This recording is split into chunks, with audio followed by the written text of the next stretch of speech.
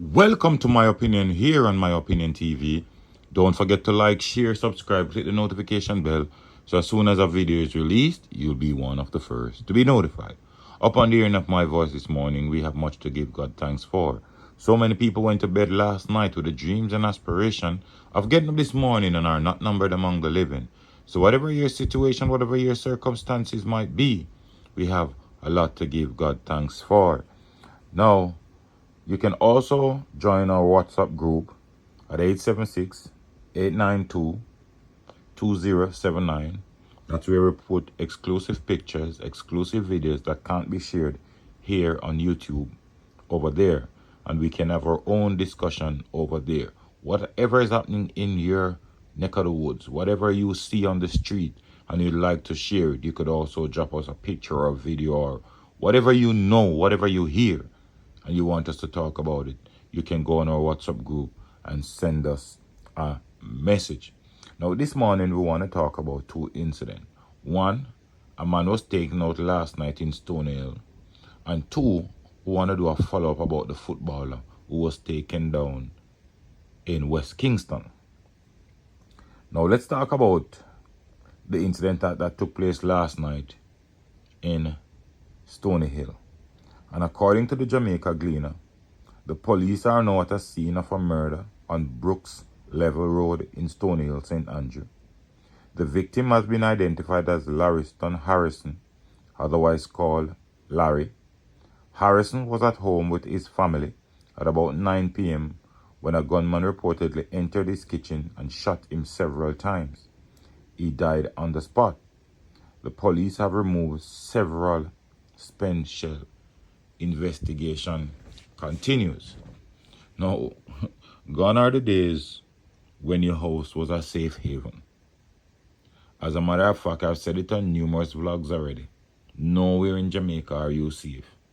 Because the killer or the killers, they observe your movements, they observe your residence, they observe everything about you before they carry out an attack.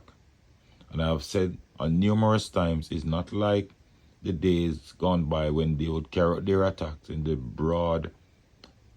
dawn of the night. They carry out their attack even broad daylight.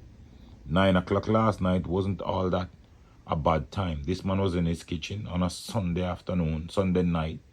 No doubt maybe just relaxing after having dinner or washing up some dishes or whatever. And a man just breached his residence like that and going inside his house to execute him. This is how brazen these criminals are becoming. And listen, when you look at the actions of these criminals these days, they carry out some really heinous act. Now you wonder how these men, after carrying out these acts, and they are caught by the police, go through the justice system and are found guilty. And these men go to prison and sit down and enjoy a good meal. It has even reached a point where they're in prison and they are dictating what they want to eat. Sometime have you ever passed the prison, the correctional services, and see people line up outside with KFC and all these things to give these crazy criminals who take people's life with just a snap of the finger? We have to, sometimes I know it is inhumane to be thinking things like these, but God, the level of criminality, the level of their crime, some of these men should never be getting these type of food. And yes, you can say I'm bad mind if you want to. And yes, you can say I'm not getting those food if you want to. Whatever you want to say. But these men carry out some really brutal attack. And then they expect to go into the correctional service and live a normal life like anybody. These people are behind bars for a reason. They should have absolutely no freedom. They should have absolutely no choice because they gave it up by taking someone else's life. Well, what could have Lariston Harrison done so that someone would want to take him out so badly that they find a way in his house to kill him in his kitchen? What has Larriston Harrison done. I am not here saying he's a saint, because what we realize these days in Jamaica are that some of these men that are killed are men who are heavily involved in things too. But it just goes to show the level of criminality right across the board in Jamaica. Right across the board. And as I've always said, these criminals, they are fearless. They care zero these days. These criminals don't even fear the police. Once upon a time, you'd hear that these people are afraid of Duppy. But believe it or not, these days, these criminals aren't scared of nobody. No one. But let me know what you think in the comment section. Now, the other bit of news we want to talk about is the footballer Omar Laing, who lost his life. And we have seen the Jamaica Football Federation come out and have condemned this killing. We have also heard from his coaches, one at Cavalier Rudolph Speed. Their team ended up losing a game yesterday. I would have figured that because the entire team would be shaken up by this incident. And we have seen his coach from St. Andrew Technical speak about him, Omar Laing. Now, I have gotten some information. I cannot say they are facts because I don't know. Someone just gave me some information, and there's a copy of the video that I'll be showing you of the incident. If you look on the screen, you see the incident being played out on that video on the screen. And if you want to see the video, you could also check us on our WhatsApp group because it will be posted there. Now, Omar Laing was celebrating his 18th birthday.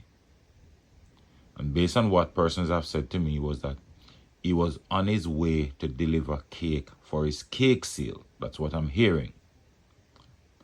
However, if you look at the video clearly, you saw that he walked past, a car pulled up, and then they ran him down and shot him.